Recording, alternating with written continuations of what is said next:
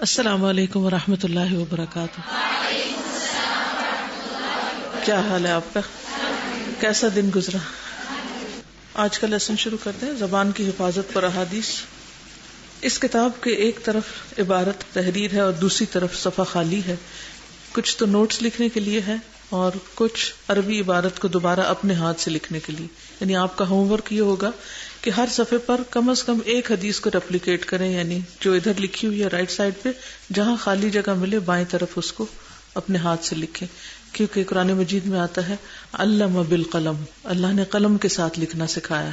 تو جو لفظ ہمارے قلم سے نکل جاتے ہیں، ہمارے ہاتھوں سے نکلتے ہیں، وہ ہمیں یاد رہ جاتے ہیں. تو سیکھنے کے عمل میں مددگار ہے. ذہن، آنکھ، کان، زبان، ہاتھ، یہ سب ایک دوسرے کے ساتھ کوآرڈینیشن کرتے ہیں جب ہم سیکھ رہے ہوتے ہیں. سیکھنے کا بہترین اصول ہے. تو اگر آپ واقعی چاہتے ہیں کہ یہ علم آپ کے اندر راسخ ہو تو اس کے لیے آپ کچھ احادیث کو خوش خطی میں عربی زبان سے ادھر سے دوسری طرف دیکھ کے صرف نقل کر لیں اور ہر لفظ کا ترجمہ بھی سوچیں کیا ہے. نحمده ونصلي على رسوله الكريم اما بعد فاعوذ بالله من الشيطان الرجيم بسم الله الرحمن الرحيم رب اشرح لي صدري ويسر لي امري واحلل عقدة من لساني يفقهوا قولي. زبان کی حفاظت کی اہمیت. زبان کی حفاظت کرنے والے کے لیے خوشخبری. عن ثوبان رضی اللہ عنہ قال قال رسول اللہ صلی اللہ علیہ وسلم طوبى لمن ملک لسانہ ووسعہ بیتہ وبکى علی خطیئتہ.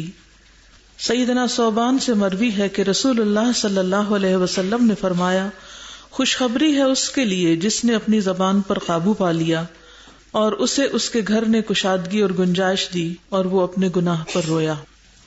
لفظی ترجمہ بھی کروں گی تاکہ آپ لوگ ٹیکسٹ کو اچھی طرح سمجھ جائیں اور اس کو علم یقینی کے طور پر لے سکیں. ان ثوبان رضی اللہ عنہ، ثوبان رضی اللہ عنہ سے روایت ہے، قال، وہ کہتے ہیں، قال رسول اللہ صلی اللہ علیہ وسلم، رسول اللہ صلی اللہ علیہ وسلم نے فرمایا، طوبی، خوشخبری ہے.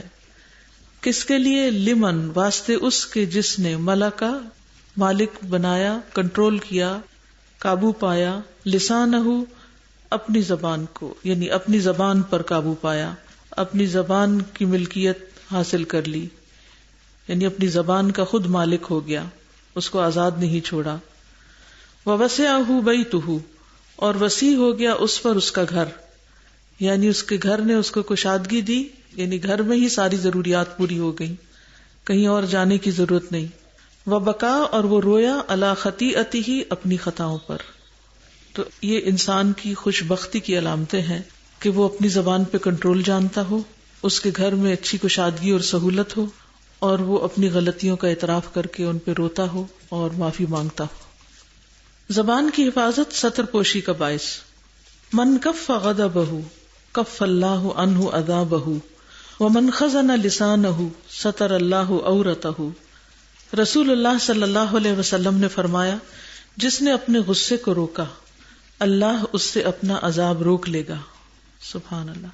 جس نے اپنے غصے کو روکا اللہ اس سے اپنا عذاب روک لے گا. اور جس نے اپنی زبان کی حفاظت کی اللہ اس کے عیوب پر پردہ ڈالے گا. کتنا فائدہ ہے، فائدہ ہی فائدہ ہے. عام طور پر یہ سمجھا جاتا ہے کہ اگر ہم چپ رہے تو ہماری بے عزتی ہے، چپ رہے تو ہم ہار گئے، چپ رہے تو لوگ ہمیں مس یوز کریں گے. یہ سب شیطان کے ڈالے ہوئے وسوسے ہیں اور ہماری بے صبری کی علامت ہے. تو من کفا، جس نے روک لیا، غضبہ، اپنے غصے کو، کف اللہ، روک لے گا اللہ، عنہ، اس سے، عذابہ، اپنا عذاب. ہم ہر وقت گناہ کر کے اللہ کے عذاب کو دعوت دیتے رہتے ہیں، لیکن اگر ہم اپنے غصے کو روک لیں، اور عموماً غصے کا اظہار زبان سے ہوتا ہے، یعنی دوسرے لفظوں میں اپنی زبان روک لیں، تو اللہ سبحانہ وتعالیٰ کی طرف سے ہمارے گناہوں کی شامت پر ہمیں سزا نہیں دی جائے گی. ومن خزن لسانہ، اور جس نے روکا اپنی زبان کو. خزانہ خزانے سے ہے، خزانے میں بھی پیسہ روک کے رکھتا ہے انسان. تو خزانہ لسانہ، جس نے اپنی زبان روکی، یعنی اس کی حفاظت کی، غصے کے وقت اور دوسرے اوقات میں سوچ سمجھ کے بات کی. ستر اللہ عورتہ، سترہ ڈھانپ دیا، یہ ڈھانپ دے گا اللہ، عورتہ، اس کے عیب کو، اس کے قابل شرم بات کو، یعنی جس چیز کو وہ چھپانا چاہے گا اللہ بھی اس کو چھپا دے گا. تو کتنی بڑی خوشخبری ہے اس شخص کے لیے جو اپنی زبان کی حفاظت کرے، جو اپنی زبان کو کنٹرول کر لے. غصہ کب آتا ہے انسان کو؟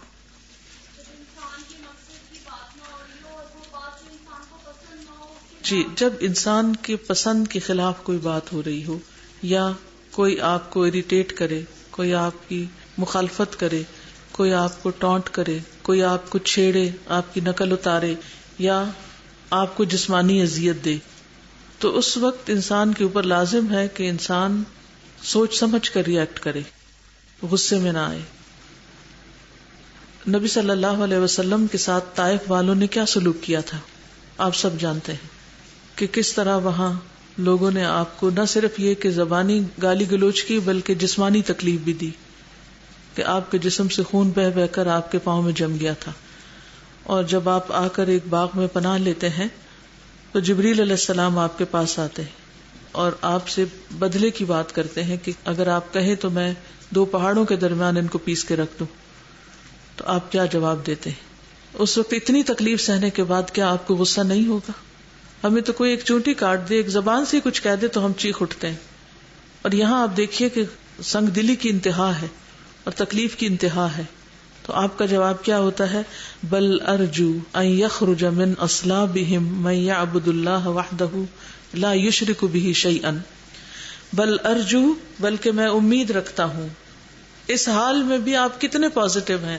میں امید رکھتا ہوں ان یخرج من اصلابہم، کہ ان کی پشتوں میں سے نکلیں گے وہ لوگ من یعبد اللہ، جو عبادت کریں گے اللہ کی، وحدہ، اکیلے اسی کی، لا یشرک بہ شیئا، اس کے ساتھ کسی کو بھی شریک نہیں کریں گے.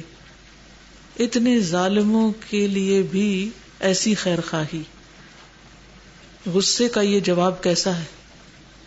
تو آپ دیکھیے کہ اس موقع پر نبی صلی اللہ علیہ وسلم کا جو ری ایکشن ہے کہ ان کی خیر خواہی کس درجے کی، کہ ان کی نسلوں تک کی خیر خواہی. پھر اسی طرح غزوہ طائف میں جب آپ سے کہا گیا یا رسول اللہ صلی اللہ علیہ وسلم ادعو علی ثقیف، کہ ثقیف کے خلاف بد دعا کیجیے، تو آپ صلی اللہ علیہ وسلم نے کیا کیا تھا؟ کسی کو جواب پتا ہے؟ جی، اللہ انہیں ہدایت دے. شابش. اللہم اہد ثقیفا وآت بہم، اللہ ثقیف کو ہدایت دے اور انہیں لے آ.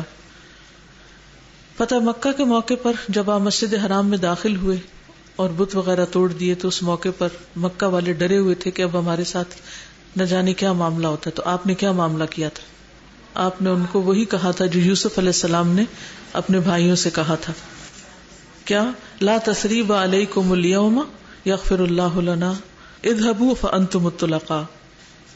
خیر کے علاوہ زبان کو بند رکھنا. عن البراء بن عازب قال جاء اعرابی الى النبي صلی اللہ علیہ وسلم فقال یا رسول اللہ علمنی عملا يدخلني الجنة فقال لئن كنت اقصرت الخطبة لقد عارضت المسألة عاتق النسمة وفك الرقبة والمنحة الوقوف والفيء على ذي الرحم الظالم فإن لم تطق ذلك فأطعم الجائع واسق الظمآن وأمر بالمعروف وانهى عن المنكر فإن لم تطق ذلك فكف لسانك إلا من الخير. سیدنا براء ابن عازب سے مروی ہے کہ نبی صلی اللہ علیہ وسلم کی خدمت میں ایک دیہاتی آیا اور کہنے لگا یا رسول اللہ مجھے کوئی ایسا عمل بتلا دیجئے جو مجھے جنت میں داخل کر دے، یعنی میں جنت میں جانا چاہتا ہوں. نبی صلی اللہ علیہ وسلم نے فرمایا بات تو تم نے مختصر کہی لیکن سوال بڑا لمبا چوڑا پوچھا ہے.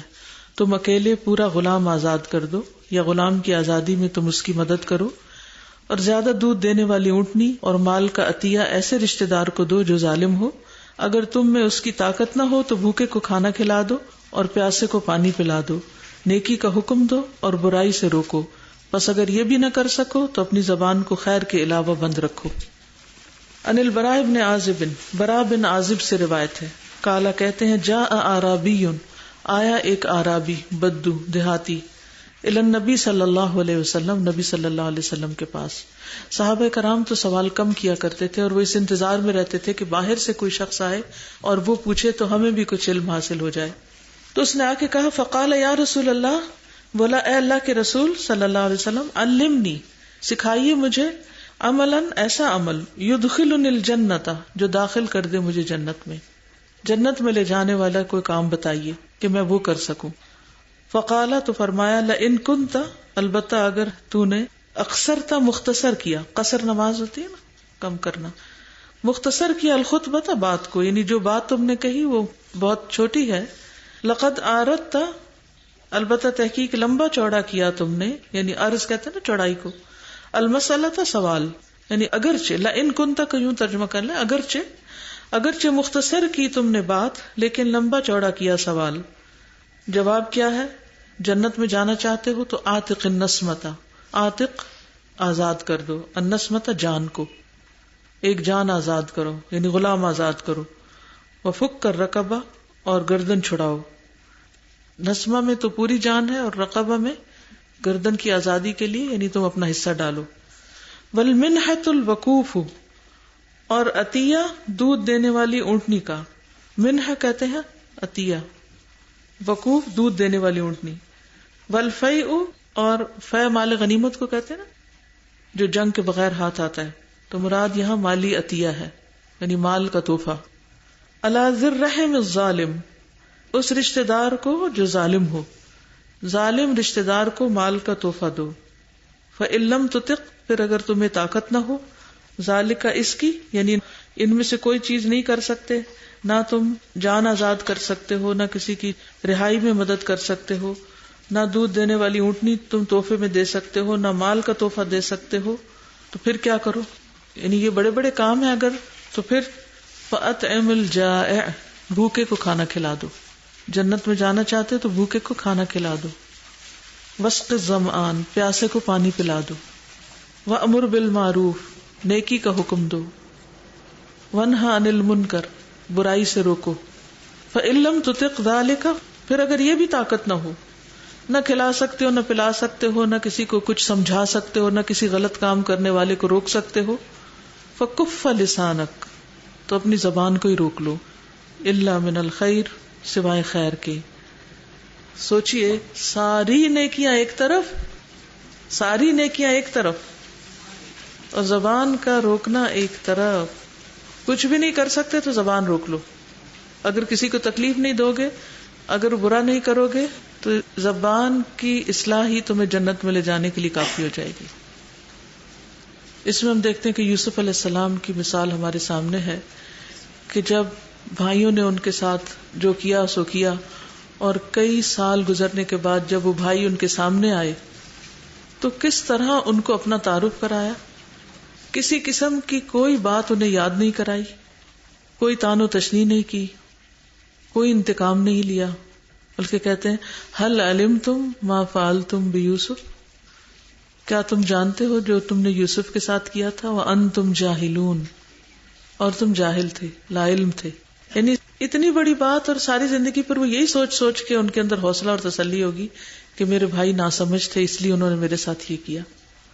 آج اگر ہمارے بہن بھائیوں میں سے کوئی ہمارے ساتھ زیادتی کر جائے تو کیا ہم اس کو یہ مارجن دیں گے کہ وہ ناسمجھ ہے، اس کو دین کا اتنا پتہ نہیں، وہ کچھ جانتا نہیں؟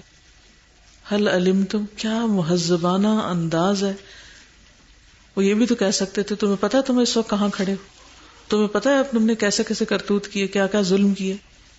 کچھ بھی نہیں کہا، اور اس بات کو دہرایا بھی نہیں اپنی زبان سے. یاد ہے تم نے یوسف کو کنویں میں پھینکا تھا، یہ بھی نہیں کہا. الفاظ کا انتخاب دیکھیے. هل علمتم ما فعلتم بیوسف، کچھ یاد ہے یوسف کے ساتھ کیا کیا تھا؟ کتنا دل گداز انداز ہے. وانتم جاہلون، خود ہی معذرت بھی پیش کر دی تاکہ محسوس نہ کریں. فکف لسانک الا من الخیر، خیر کی بات ہو، بھلائی کی بات ہو، فائدے کی بات ہو تو استعمال ضرور کرو، لیکن ورنہ خاموش رہو تو بہتر ہے. ایک اور حدیث میں ہے رحم اللہ عبدا قال فغنم او سکت فسلم.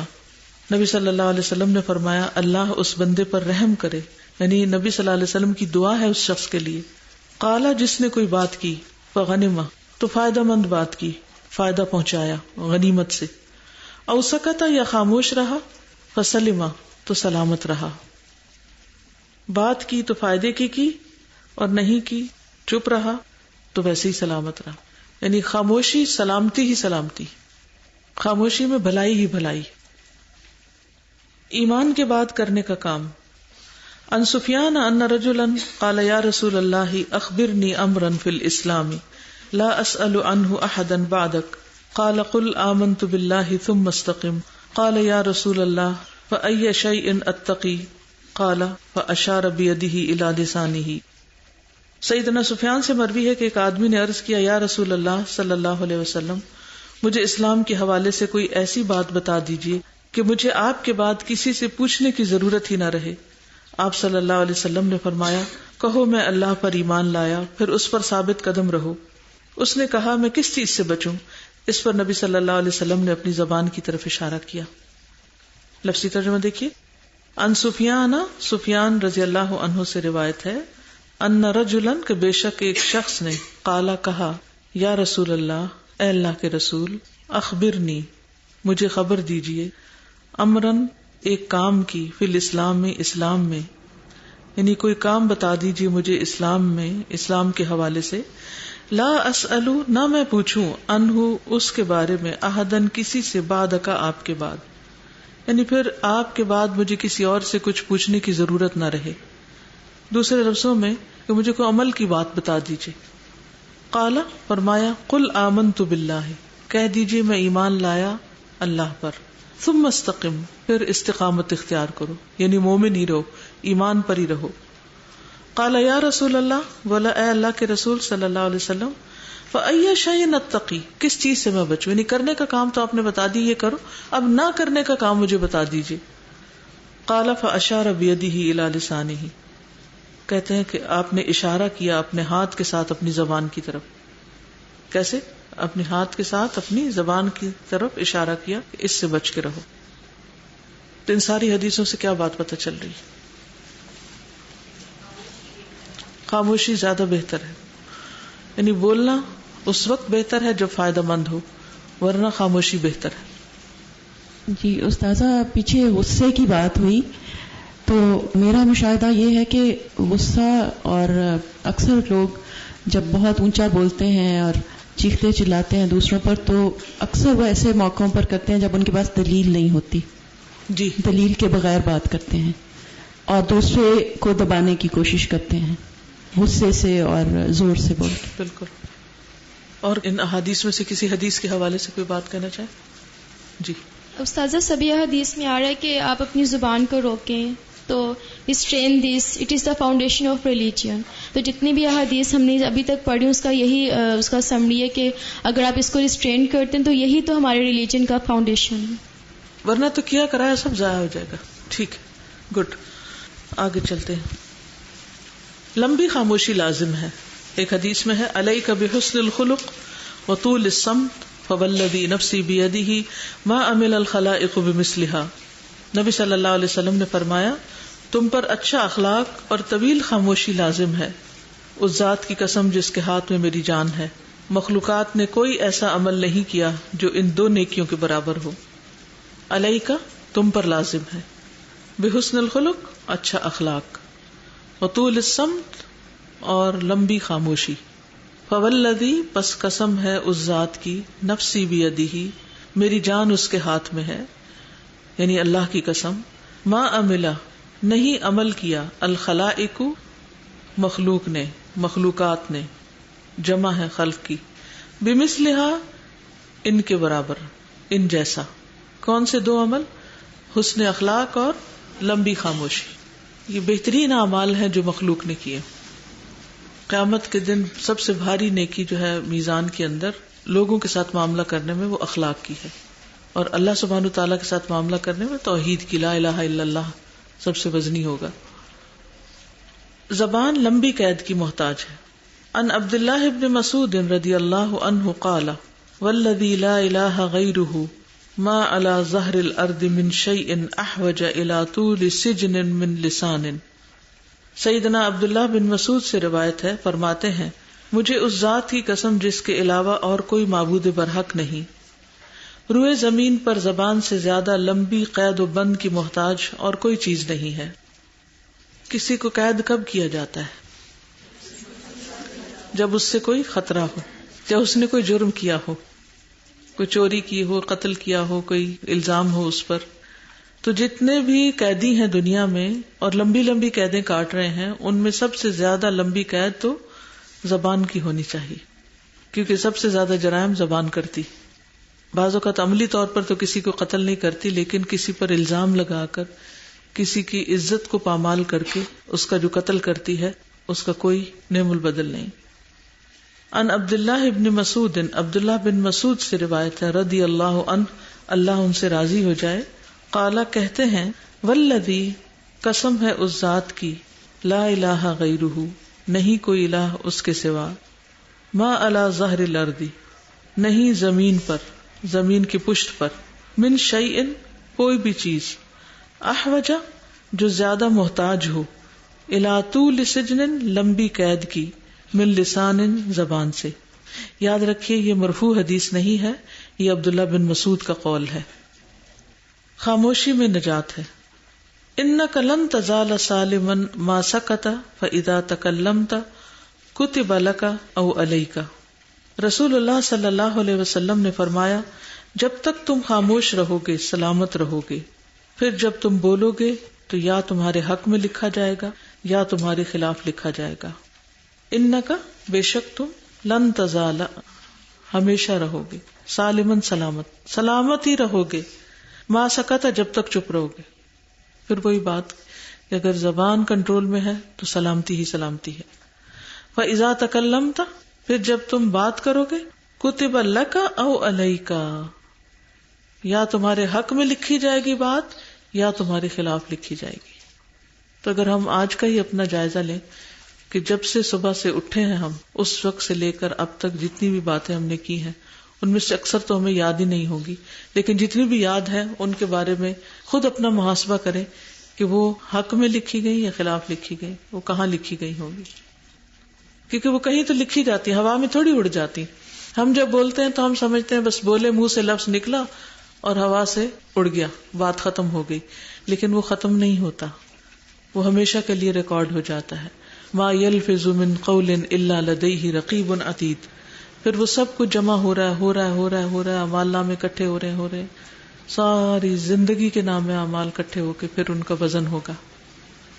اور اس وقت انسان کو ہوش آئے گی کہ جو کچھ اس نے کیا اس کی اصل حقیقت کیا تھی. ابھی تو ہم اپنے آپ کو بڑی تعویلیں بھی دے سکتے ہیں نا، کہ یہ وجہ تھی، یہ مقصد تھا، میرا یہ مطلب نہیں تھا. کتنی دفعہ ہم بول کے کہتے ہیں میرا یہ مطلب نہیں تھا، اور بعض اوقات مطلب ہوتا ہے یا نہیں ہوتا، لیکن دوسرے کو مطمئن کرنے کے لیے ہم کچھ بھی کہہ دیتے ہیں، چاہے وہ بات ہمارے دل میں ہوتی ہے یا نہیں ہوتی، لیکن دوسرے کو یقین دہانی کرانے کی کوشش کرتے ہیں. تو ایسی صورت میں بھی ہمیں سوچ کے رکھنا چاہیے کہ اللہ سبحانہ وتعالیٰ سے کوئی بھی چیز چھپی ہوئی نہیں. ان اللہ لا یخفی علیہ شیء فی الارض ولا فی السماء. استاذہ ایک طرف تو یہ ہے کہ فرشتے لکھ رہے ہوتے ہیں، تو دوسری طرف جو اثرات ہیں ہمارے بولنے کے وہ ہمارے ماحول میں بھی جا رہے ہوتے ہیں. تو میں اس کو اس طرح سے سوچ رہی تھی کہ جب وہ ماحول میں جاتے ہیں ہماری زبان کے اثرات، الفاظ، تو وہی وہ اثرات ہیں جو ہم نے بولے ہوئے ہوتے ہیں، دوبارہ ہم پر وہ آتے ہیں، اور اس طرح ماحول یا فضا کو بھی ہم خراب کر رہے ہوتے ہیں. بالکل صحیح کہا آپ نے. یعنی جو کچھ ہم بولتے ہیں وہ صرف ہم پر ہی نہیں آ رہا ہوتا، لوگوں پر بھی جا رہا ہوتا ہے، اور پھر لوگوں کا ری ایکشن واپس ہم پر آ رہا ہوتا ہے. اور بہت دفعہ گھر میں، خصوصاً چونکہ گھر میں زیادہ وقت ہم خواتین کا گزرتا ہے، تو بہت دفعہ گھر کی فضا کو ہم خوشگوار یا ناخوشگوار یا اپنی مسکراہٹوں سے اور اپنے اچھے رویے سے بناتے ہیں یا اپنے چیخنے چلانے سے اس کو خراب کرتے ہیں. اب دیکھیے کہ صرف گھر نہیں بلکہ جہاں کہیں بھی ہو. اچھا، بعض لوگ جہاز میں بھی بیٹھے ہوتے ہیں تو اس قدر باتیں کرتے ہیں، اتنی باتیں کرتے ہیں کہ اس سے اگر سیٹ آپ کی ساتھ ہے یا پیچھے ہے، آگے ہے، تو آپ پریشان ہو جاتے ہیں کہ سفر کس طرح کٹے گا. یعنی نان سٹاپ بولتے چلے جاتے ہیں، اور بعض اوقات بالکل بے مقصد باتیں ہوتی ہیں. اسی طرح ٹانگے رکشے میں بیٹھ گئے تو وہاں لمبی چوڑی باتیں شروع کر دی، کسی بس میں بیٹھ گئے تو وہاں. پھر اسی طرح اس پر بھی غور کرنے کی ضرورت ہے کہ جیسے چھٹی ہوئی ہے، فارغ ہوئے ہیں، سلام کریں، ایک دوسرے کا حال پوچھیں، خوش ہوں، ملاقاتیں کریں، سب کچھ کریں، لیکن پھر دھیان رکھیں کہ کتنی لمٹ ہے باتوں کی، کتنی کرنی ہے، کتنی زیادہ. ضرورت کی بات تو کریں، لیکن اس کے بعد اتنی باتیں، اور پھر بعض اوقات ہم ایسی جگہ کھڑے ہو کے باتیں شروع کر دیتے جس سے دوسروں کا ماحول پورا ڈسٹرب ہو جاتا ہے. اب کل کلاس کے بعد ایک میٹنگ تھی میری، اور جس کمرے میں بیٹھی ہوئی تھی کھڑکی کے پاس، وہاں نیچے کچھ لوگ کھڑے تھے اور وہ مسلسل بول رہے تھے، اور اتنا اونچا اونچا بول رہے تھے کہ مجھے اندر والوں کی بات مشکل سے سمجھ آ رہی تھی. تو بالآخر روکنا پڑا، منع کرنا پڑا. تو ہم کبھی یہ بھی نہیں سوچتے کہ ہم کھڑے کہاں ہیں. ہم بازار میں کھڑے ہیں، ہم کسی تعلیمی ادارے میں کھڑے ہیں، ہم کسی بیمار کے سر پہ کسی اسپتال میں کھڑے ہیں، ہم ہیں کہاں، ہم یہ بھی نہیں سوچتے. تو صرف یہ نہیں کہ کوئی غلط بات کسی کو کی تو وہ تو آپ کے خلاف لکھی جائے گی، یہ بھی تو اسی میں ہی آتا ہے نا کہ آپ کہاں کھڑے ہو کر کیا باتیں کر رہے ہیں، اور کتنے لاؤڈلی کر رہے ہیں، اور کتنے لوگوں کو ساتھ انوالو کر کے ان کا بھی وقت ضائع کر رہے ہیں. تو ان چیزوں کا بھی دھیان رکھنے کی ضرورت ہے. یہ لمبی خاموشی سے میں نے پوچھنا تھا کہ میں نے سنا تھا کہ کچھ لوگ جو ہیں وہ خاموش رہنے کا یا نہ بولنے کا روزہ رکھ لیتے ہیں، تو کیا ایسا کوئی ہماری شریعت میں نہیں ہے؟ یہ ہماری شریعت میں نہیں، پچھلی شریعتوں میں یہ تھا.